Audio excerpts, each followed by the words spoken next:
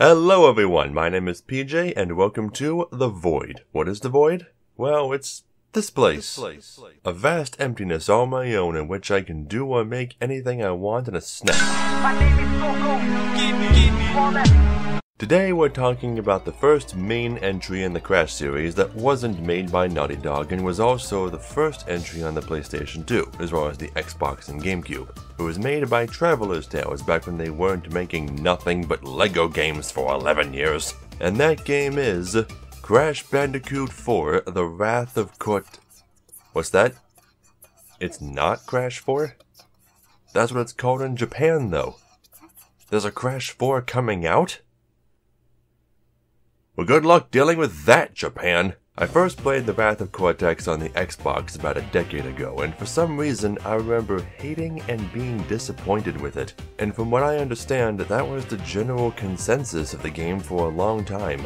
Well, since I'd recently replayed the original trilogy and their remakes, I decided to give the rest of the series a shot too. I'd planned to review Crash Bash, but I got to the third hub world and couldn't progress.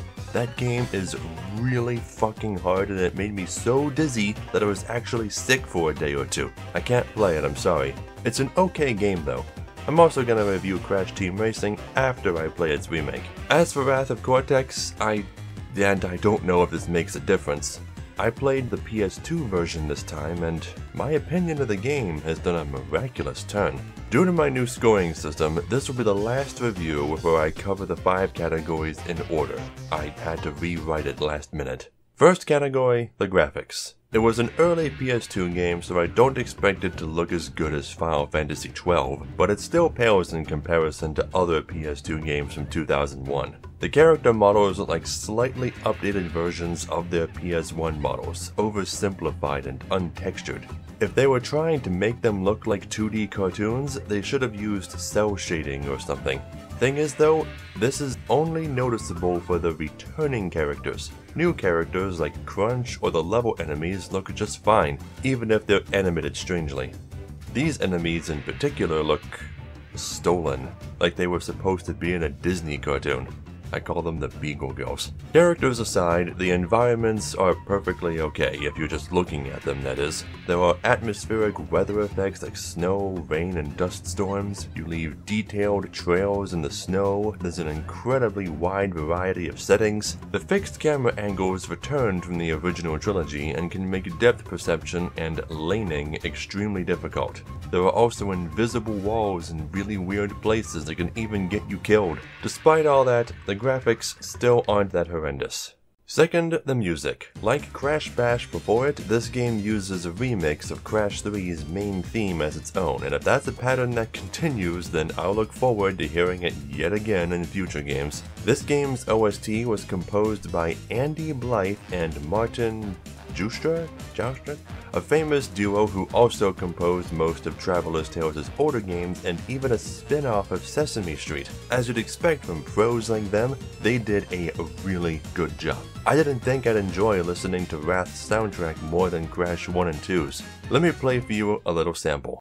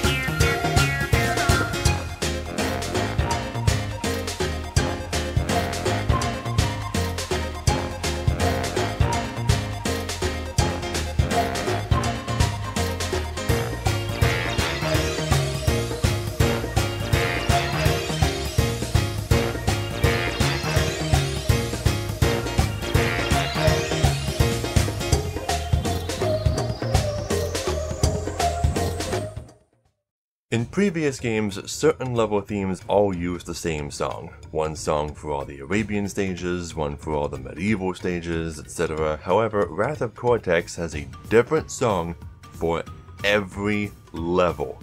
All 35 of them. That's really impressive. Two minor downsides are that the invincibility jingle is different in this game and the music doesn't loop properly. The track ends and then starts again. Not seamless at all. But it's still not as bad as some of the games where the music doesn't loop in the first place. Third, gameplay.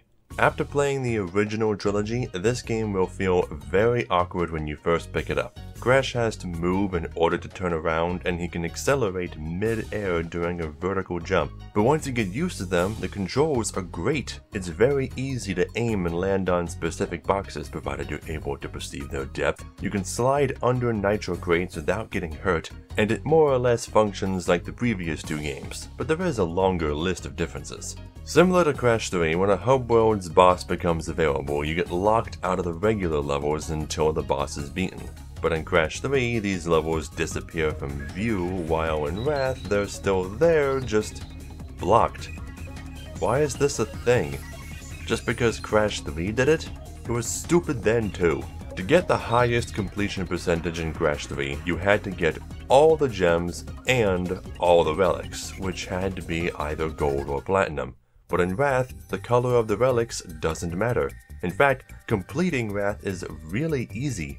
There's almost nothing in the way of cryptic secrets. All 5 of the colored gems are found on the 5 death passages, which I didn't explain in my first Crash Bandicoot review. It's basically a hidden section of certain levels that can only be accessed if you reach it without dying. There's no multi-gem path this time, so there's a little more freedom in what order you collect them in. There are also no hidden levels or secret entrances. It's really easy to figure out how to do everything this time without looking up guides or jumping into every bottomless pit. Whether that's a good thing or a bad thing, I'll let you decide. The stages in this game are very well designed. There are creative box-breaking puzzles, areas with low visibility have Wumper fruit indicators that tell you where to go. You can gain invincibility while on vehicles now, and it does a good job of introducing gameplay elements before mixing them to challenge you later. But some levels made some rather odd decisions. Towards the end of Stage 3, the path splits to one that's full of nothing but deadly nitro,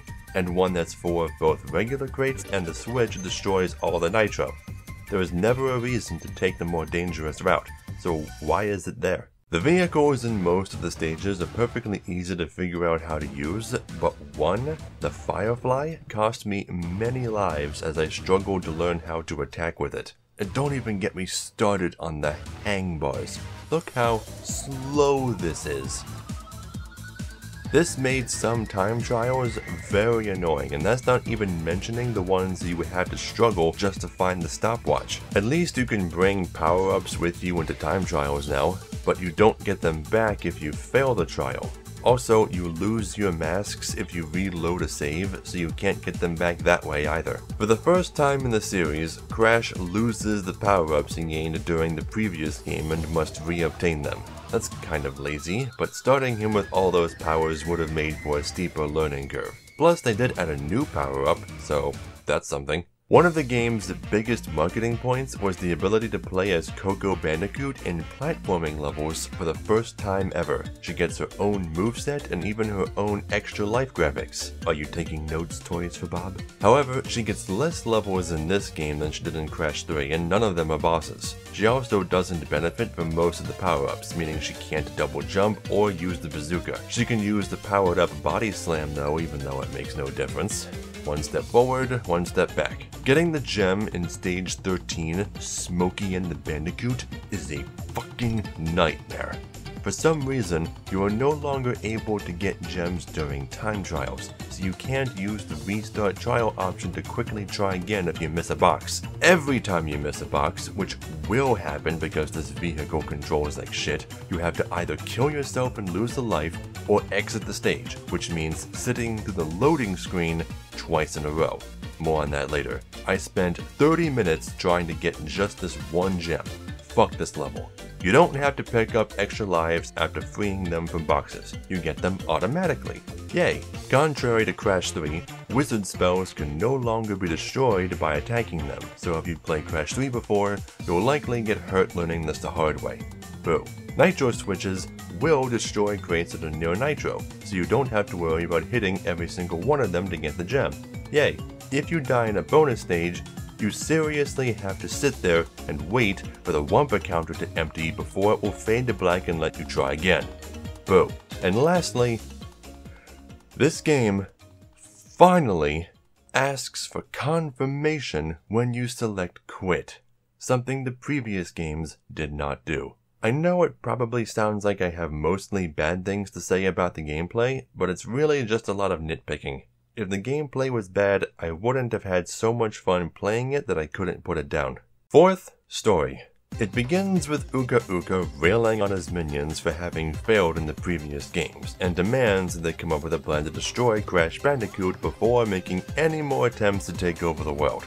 Cortex has created yet another super-powered Bandicoot. Seriously, what is with this guy and Bandicoots of all animals? But this one actually is really powerful, intelligent, and competent.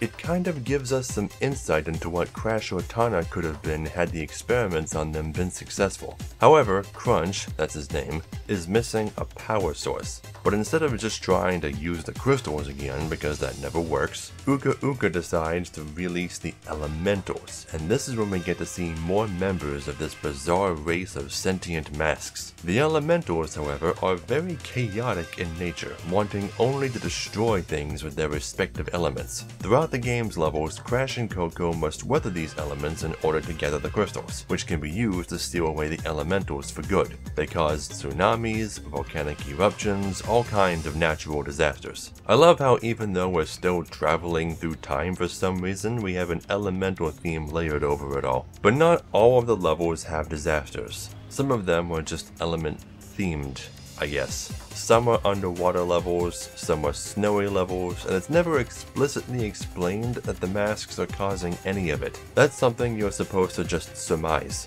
What's more, even though you're collecting these crystals in order to steal away the elementals, you never actually see that happen. It's explained in the opening that you can steal away an elemental using the power of 5 crystals. But there's only 4 elementals. So why do we still collect 25 crystals? Anyway, after you beat the game for the first time, Uka Uka says this. You realize that Crash may have collected all the crystals, but he doesn't have the gems. With the gems, we can resurrect the masks one last time and destroy that Bandicoot once and for all.